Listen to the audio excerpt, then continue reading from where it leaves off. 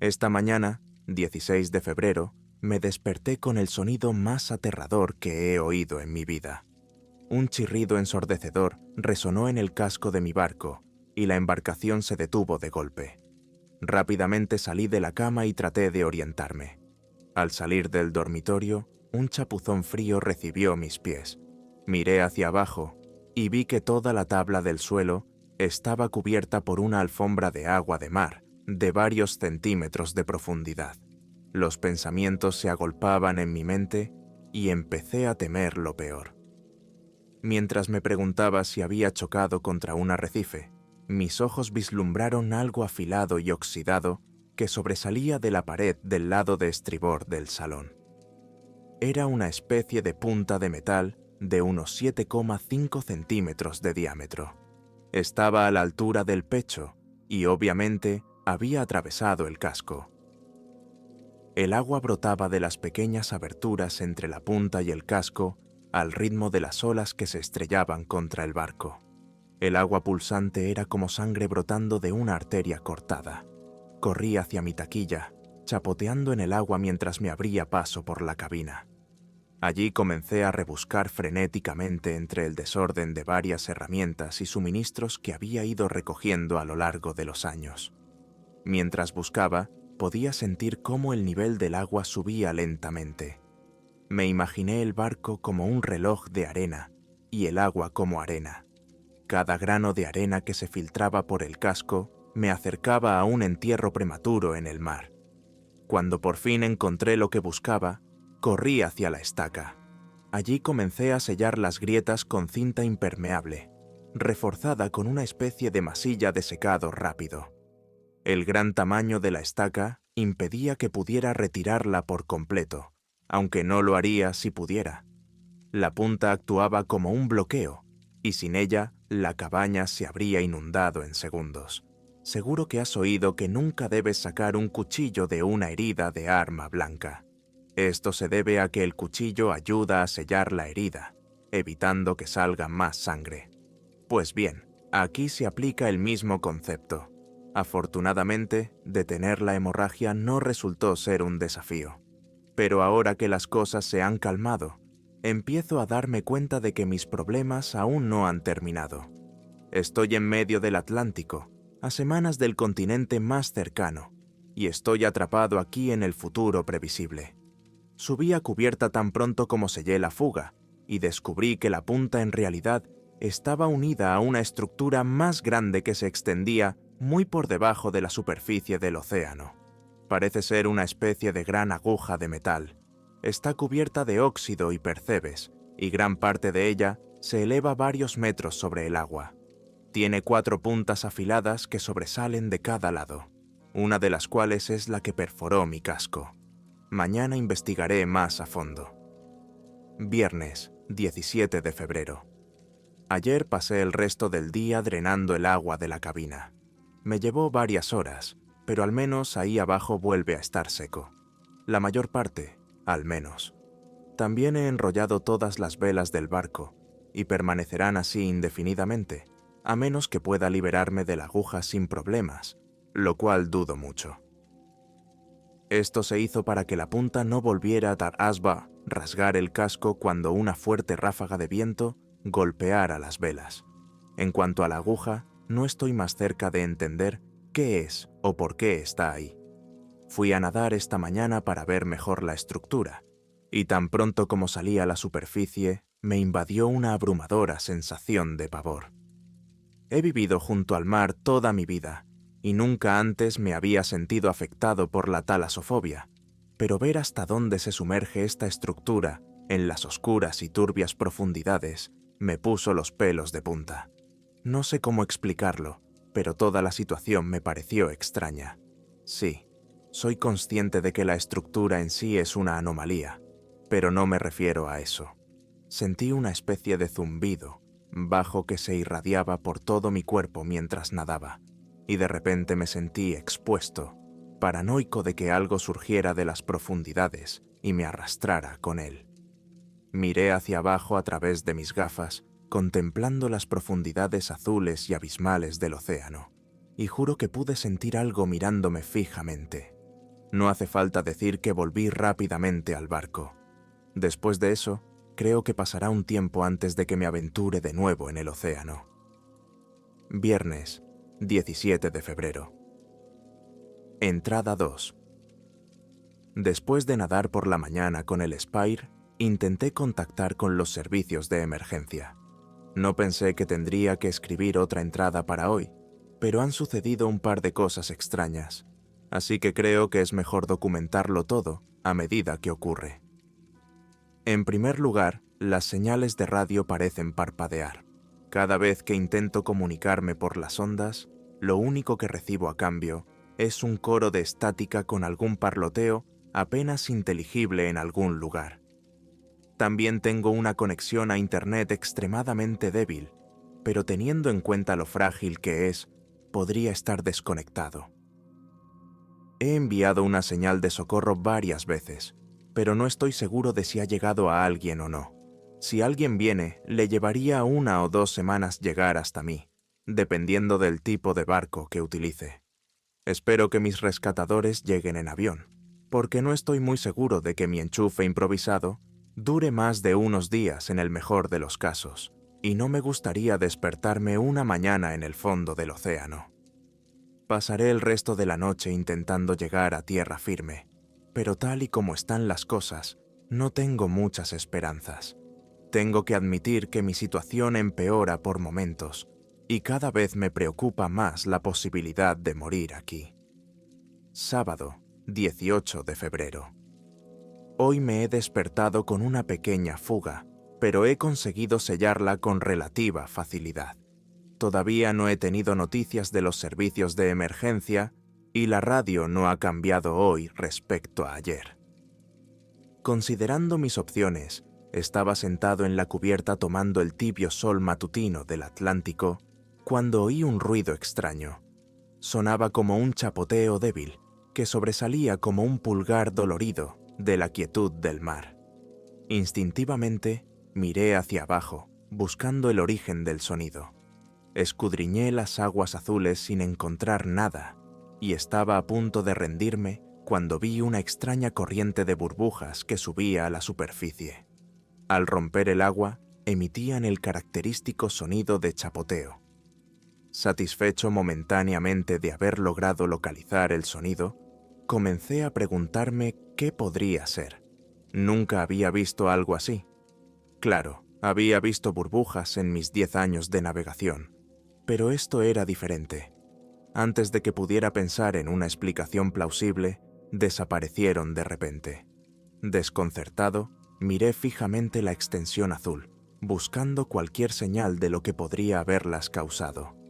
Entonces, oí un sonido familiar un poco a mi izquierda. Al girar la cabeza, vi el chorro concentrado de burbujas subir a romper a la superficie de nuevo, solo que esta vez estaba más cerca de la popa. Caminé por la cubierta y seguí estudiando este extraño fenómeno.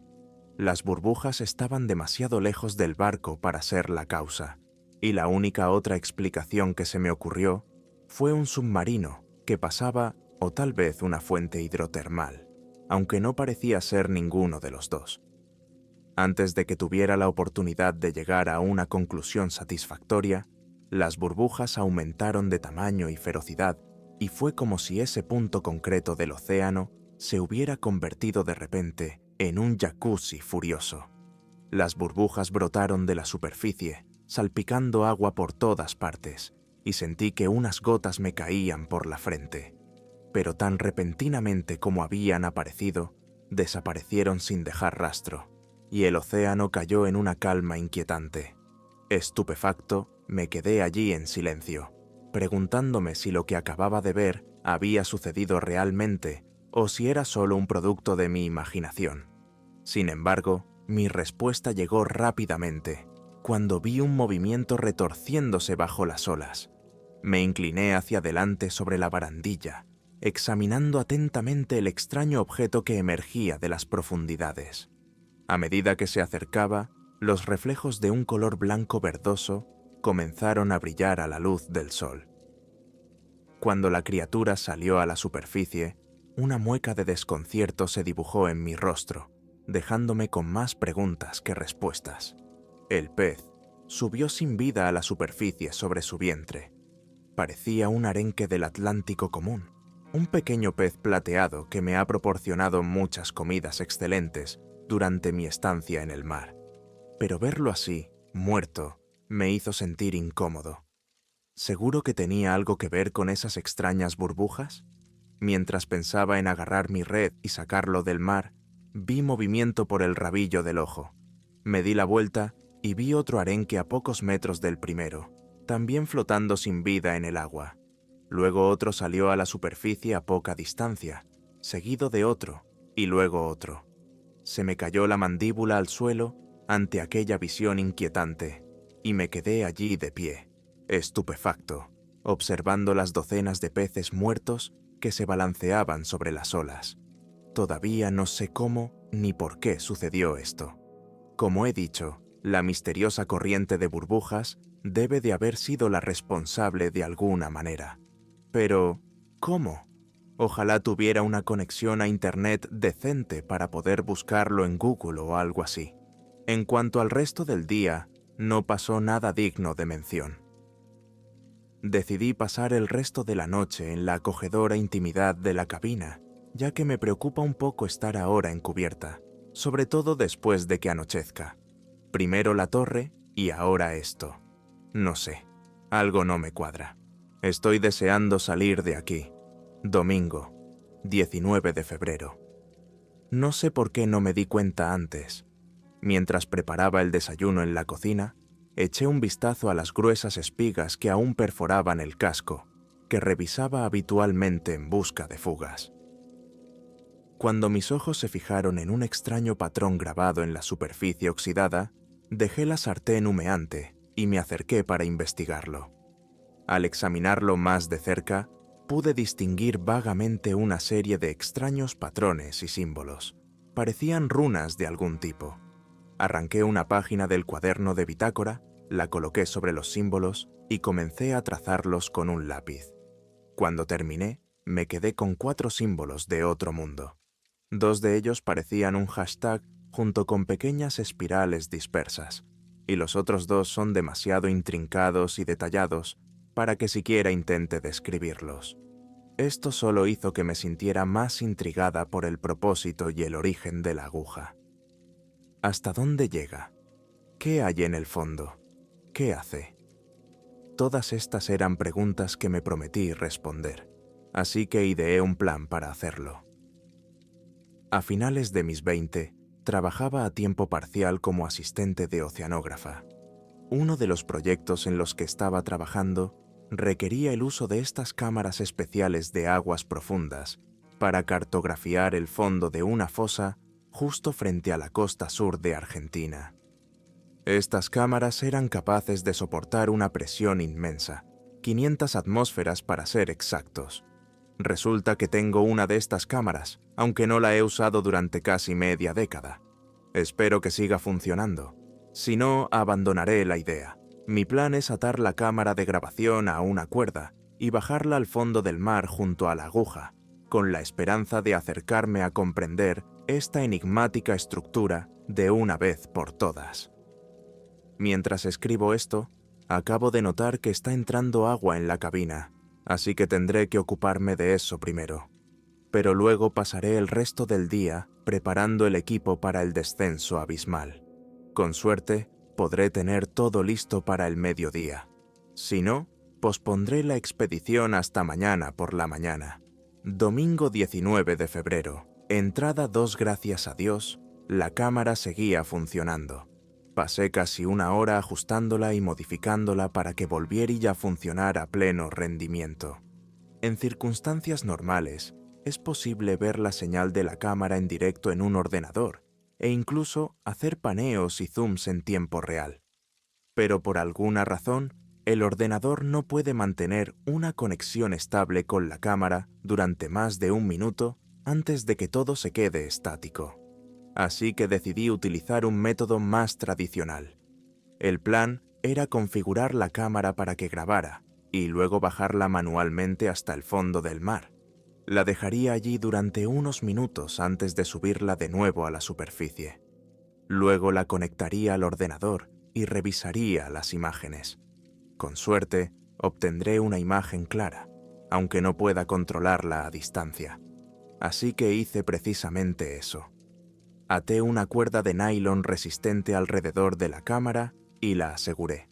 Tengo un suministro casi infinito de cuerdas y cordones en mi armario de almacenamiento, así que nunca me preocupé por quedarme sin profundidad. Recogí el equipo y subí a cubierta. Era media tarde, pero aún me quedaban unas horas de luz solar. Até el otro extremo de la cuerda a la barandilla del barco y ajusté la cámara para grabar. Mientras caminaba hacia el lado de estribor, justo al lado de donde la aguja rompió la superficie, miré hacia las frías profundidades. El océano parecía de alguna manera más oscuro hoy, envuelto en un inquietante velo de color negro azabache.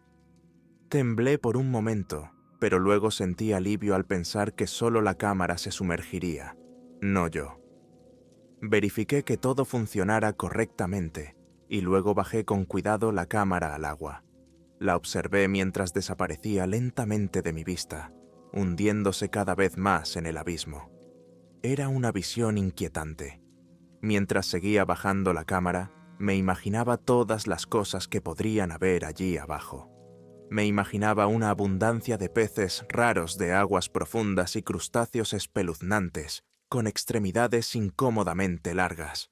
Ya sabes, el tipo de cosas que esperarías encontrar en el fondo del mar. El típico pez rape. Y cangrejos herradura. Quizás incluso un calamar gigante, si tenía suerte. Pero entonces me pregunté, ¿qué más habría ahí abajo?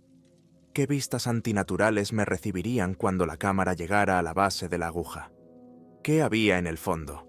¿La Atlántida? ¿El rapto? ¿Sirenas? No sé cuánto tiempo estuve allí, bajando sin cesar cientos y cientos de metros de cuerda al mar turbio. Levanté la vista y observé cómo el sol comenzaba a ponerse en el horizonte, pintándolo todo de un naranja sereno. Y entonces sentí que la cuerda se aflojaba, como si la cámara hubiera llegado por fin al fondo del mar. Una oleada de emoción me recorrió y me puse un poco nervioso.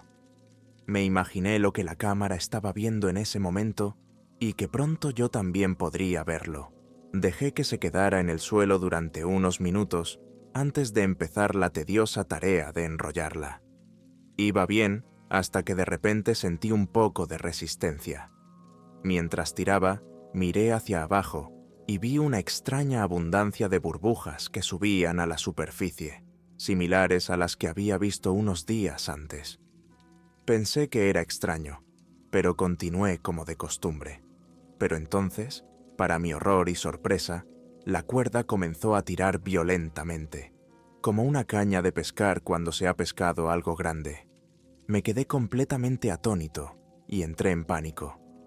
Tensé los brazos e intenté resistirme desesperadamente, pero la fuerza que tiraba del otro extremo de la cuerda era mucho mayor que la mía. El tirón se hizo tan fuerte que tuve que soltar la cuerda por miedo a quemarme. Observé impotente cómo cada vez más cuerda volaba por el borde del barco y desaparecía en el agua. Fuera lo que fuera, estaba alejando la cámara cada vez más del barco. Pronto no quedaría suficiente cuerda y empezaría a tirar de la barandilla del barco. Rompería la barandilla o, por absurdo que parezca, hundiría el barco. No podía arriesgarme. Bajé corriendo a la cabina y agarré el primer cuchillo que encontré. Subí rápidamente y empecé a cortar el nudo que estaba atado alrededor de la barandilla de estribor. A mi lado podía oír el sonido de la cuerda volando rápidamente por la borda. Con cada segundo que pasaba, una ola de alivio me invadía cuando el cuchillo cortó la última fibra del nudo, aflojando su agarre en el barco. Aunque era una pena que acabara de perder mi costoso equipo de cámara submarina, me alegré de estar a salvo. El último trozo de cuerda se hundió en el océano y una repentina sensación de calma se apoderó de las olas. Todo estaba en silencio y el sol se estaba poniendo. Con cautela, caminé hasta el borde y una vez más contemplé el mundo hostil que se extendía a mis pies, preguntándome qué acababa de suceder. Mi mente se apresuró a encontrar una explicación lógica, pero fracasé. ¿Se habrá tragado un tiburón la cámara por accidente? La fuerza parecía excesiva para un tiburón. Y si lo hubiera hecho, ¿por qué se movería tan rápida y violentamente? Sentí una gran tristeza al darme cuenta de que nunca podría ver las increíbles imágenes que había capturado la cámara. Y los misterios de la torre permanecerían sin respuesta para siempre. Ojalá hubiera podido verlo en directo. Mientras escribo esto, me doy cuenta de que ahora tengo un nuevo miedo al océano. Todo lo que ha pasado en los últimos días ha distorsionado mi percepción de lo que solía ser un lugar de felicidad para mí. Si los acontecimientos de hoy hubieran ocurrido, todo parece tan surrealista, tan increíble. Creo que es mejor que me vaya a la cama ahora. Ha sido un día duro, pero mientras el barco se balancea arriba y abajo sobre las olas, me tumbaré en mi cama e imaginaré el abismo y las criaturas que acechan justo fuera de mi alcance, debajo de mí. Buenas noches. Lunes 20 de febrero. Hoy han salido a la superficie más peces muertos, al menos 50, según mis cálculos. Tengo miedo de cocinarlos, por si lo que causó su muerte sigue en su carne en forma de toxina o algo así. Lo último que necesito es una intoxicación alimentaria o algo peor. También he tenido extraños avistamientos de algo que da vueltas alrededor del barco. La primera vez que lo vi fue esta mañana, cuando estaba sentado en la cubierta haciendo un poco de mantenimiento en unas líneas retorcidas. Oí una especie de sonido de soplido que recordaba a una ballena o un delfín que se acercaba a respirar. Me di la vuelta rápidamente justo cuando el culpable estaba completamente sumergido. No pude verlo con claridad, pero vi una sombra oscura desaparecer bajo las olas. Al principio pensé que podría ser una orca, lo que me puso un poco nervioso, ya que se sabe que las orcas han atacado veleros en varias ocasiones. Seguí trabajando, pero permanecí alerta. El siguiente y último avistamiento fue por la tarde, justo cuando el sol empezaba a hundirse en el horizonte. Había sido un día muy húmedo, y como resultado, había una espesa capa de niebla sobre el agua. Estaba inspeccionando el extraño fenómeno meteorológico cuando lo vi por primera vez. A lo lejos, a una milla mar adentro, vi una forma oscura y circular que sobresalía del agua como una estatua. Al principio pensé que podría ser un desecho, y forcé la vista para distinguir lo que estaba mirando. Rayos de luz brillantes atravesaron la espesa niebla desde arriba, y vi la luz rebotando en el objeto mojado, junto con dos puntos reflectantes que me devolvían la mirada. Y entonces, lo que fuera, parpadeó. Toda la experiencia me recordó a este famoso cuadro de Theodor Kittelson. Se me hundió el corazón al darme cuenta de que lo que fuera que estaba mirando estaba vivo y me observaba mientras yo lo observaba. Me dio asco y di un paso atrás, solo para ver a la criatura desaparecer bajo el agua. Unas horas más tarde, estaba en la cocina preparando la cena. Los extraños avistamientos casi se me habían olvidado cuando oí un sonido escalofriante procedente del ojo de buey que tenía detrás. Oí un golpeteo claro en la ventana. Se me puso la piel de gallina y no me atreví a darme la vuelta, por miedo a lo que pudiera ver al otro lado del cristal. El golpeteo continuó, resonando ominosamente por toda la cabina. Entonces, un chirrido ensordecedor llenó el aire. ¿Conoces el sonido que hace una pizarra cuando la rascas con las uñas? Sí, ese fue el sonido que se opuso a cada fibra de mi ser, diciéndome que no me diera la vuelta. Miré por encima del hombro y no vi nada. Nada, excepto 3 marcas de arañazos que recorrían la superficie de cristal del ojo de buey. Cerré rápidamente la puerta de mi camarote. Corrí las cortinas y comencé a escribir esta entrada. Mientras estoy aquí sentada, aterrorizada por lo que acecha fuera, espero desesperadamente que los servicios de emergencia estén en camino. No sé cuánto tiempo me queda. Martes 21 de febrero, la opresiva oscuridad de la noche aún dominaba el cielo cuando me desperté esta mañana. Confundido, miré el reloj y marcaba las 4:23 de la mañana. Se suponía que no me despertaría hasta dentro de 3 horas, pero por alguna razón estaba completamente despierto en la cama, escuchando las olas romper contra el velero. Traté de mirar por el pequeño ojo de buey al otro lado de la habitación, pero todo lo que vi fue un vacío. La gente suele subestimar lo oscuro que puede llegar a ser el mar en mitad de la noche. Es imposible ver nada más allá de donde llega la luz de tu barco.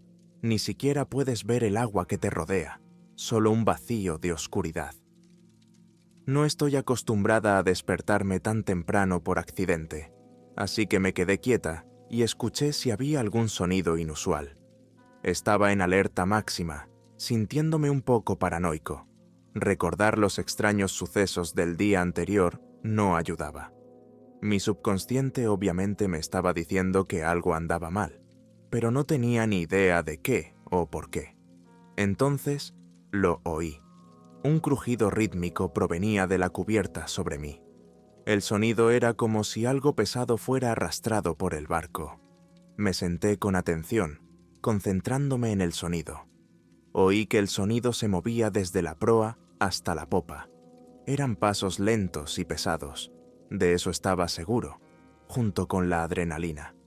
Una inmensa sensación de terror recorrió mi cuerpo y me quedé paralizado. Una parte de mí especulaba con que podrían ser miembros de un equipo de rescate, aunque en el fondo sabía que no era así. Los pasos se movían de forma inquietante. Me daba cuenta de que mi barco podía haber sido abordado por piratas, pero era muy poco probable que me los encontrara tan lejos, especialmente en medio de la noche.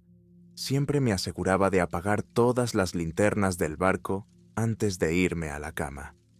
Oí el crujido que se acercaba a la puerta de la cabina y contuve la respiración, rezando para que lo que fuera que había fuera no pudiera entrar. Una serie de golpes resonó por todo el barco y sentí que las paredes temblaban cuando algo golpeó salvajemente la puerta. Aterrado, me levanté de la cama y agarré el cuchillo que estaba en la mesita de noche, apretándolo con fuerza en mi mano pálida. Me quedé inmóvil, escuchando los latidos ensordecedores de mi corazón, acompañados por los golpes de madera, mientras apuntaba con el cuchillo a la puerta del dormitorio. Si lo que fuera que había ahí fuera lograba entrar en la cabaña, podría derribar con la misma facilidad la frágil puerta del dormitorio. Aún así, me reconfortaba saber que había al menos una barrera más entre nosotros. Pero tan rápido como había llegado, el aluvión de golpes cesó y todo volvió a estar en silencio. Los pesados pasos se alejaron de la puerta de la cabaña y momentos después se oyó un fuerte chapoteo. ¿Se había ido? Me quedé allí de pie durante horas, paralizada, hasta que los primeros rayos de luz bailaron sobre las olas y el sol salió por el horizonte. Solo entonces me sentí lo suficientemente valiente como para salir de mi habitación y entrar en la cabaña. Nada parecía fuera de lugar en el camarote, excepto la enorme punta que sobresalía, por supuesto, pero tenía miedo de abrir la puerta del camarote y salir a la cubierta. ¿Y si todavía estaba allí, esperándome? ¿Y si todo era un truco? Con el cuchillo en la mano, finalmente reuní el valor para acercarme a la puerta. Cuando la abrí, se me paró el corazón al ver lo que había dentro. El exterior de la puerta estaba cubierto de arañazos y abolladuras profundas, y había un charco de agua en el suelo. Pero esa no era la vista más horrible. No, ni mucho menos. Lo que realmente me impactó fue ver la cámara submarina que perdí ayer, colocada en las escaleras que conducen a la cubierta.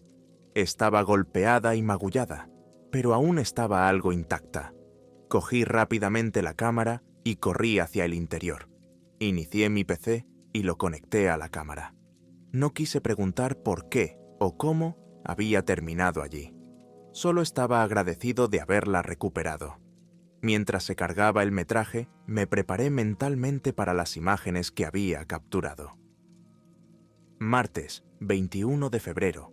Registro de metraje de la cámara submarina. Comienza la grabación. Como esperaba, puedo verme encendiendo la cámara y luego moviéndola hacia el borde del barco. La tiro por la borda y la cámara rompe la superficie del agua. A medida que comienza a hundirse, las burbujas inundan la pantalla, dificultando la visión, pero finalmente desaparecen, revelando la parte superior de la aguja. El medidor de profundidad integrado en la cámara me indica en tiempo real la profundidad a la que se encuentra. A 15 metros bajo las olas, la aguja se ensancha y se vuelve más gruesa y sólida. Todavía está cubierta de óxido y percebes, pero contrasta con la infinita extensión azul. En el minuto 1:50 se puede oír débilmente el inquietante grito de una ballena de fondo a través del micrófono del dispositivo. A medida que la cámara desciende, el océano se vuelve progresivamente más oscuro. A 30 metros, la aguja parece estar conectada a una base rectangular más grande, como la parte superior de un rascacielos. El edificio está cubierto de algas y parece extraordinariamente ruinoso. Aunque se asemeja a un rascacielos en su forma, la arquitectura es completamente extraña. Parece que está hecho de roca, o tal vez de hormigón, con algunas vigas de metal esparcidas. También parece orgánico, no sé cómo llamarlo. Supongo que me recuerda a esa extraña iglesia de Barcelona, la Sagrada Familia, o como se llame. Tiene todo tipo de líneas ornamentales y tallas por toda su superficie. No puedo creer lo grande que es esta cosa. Ocupa más de la mitad de la pantalla, y cuanto más baja la cámara, más ancha se vuelve la estructura. A 107 metros, comienzan a formarse pequeñas aberturas cavernosas a lo largo de las paredes. Las aberturas parecen adentrarse profundamente en la estructura y parecen intencionadas, en lugar de ser producto de la erosión. De repente, una corriente de burbujas oscurece la imagen de la cámara y ésta comienza a girar sin control. Me inclino hacia adelante en la silla, tratando desesperadamente de ver más allá de las burbujas, pero es inútil. También hay una estática ensordecedora mientras la cámara se tambalea. Cuando las burbujas finalmente se disipan, la cámara se estabiliza y se encuentra a 180 metros bajo la superficie. Está oscuro aquí abajo, pero aún puedo ver la estructura. Si se oscurece lo suficiente, la cámara enciende automáticamente potentes focos y cambia a visión nocturna, así que no me preocupa perder la imagen. La estructura es ahora de un azul oscuro y el mar que la rodea es casi negro. En este punto, un banco de peces pasó nadando y observé una variedad de crustáceos arrastrándose por la superficie del edificio. Cuanto más se profundiza, menos se parece la estructura a un edificio y más se asemeja a formaciones submarinas naturales. Lo que parecía ser coral, ahora forma la capa exterior del edificio, pero aún es posible ver la arquitectura original con las runas decorativas grabadas en las paredes.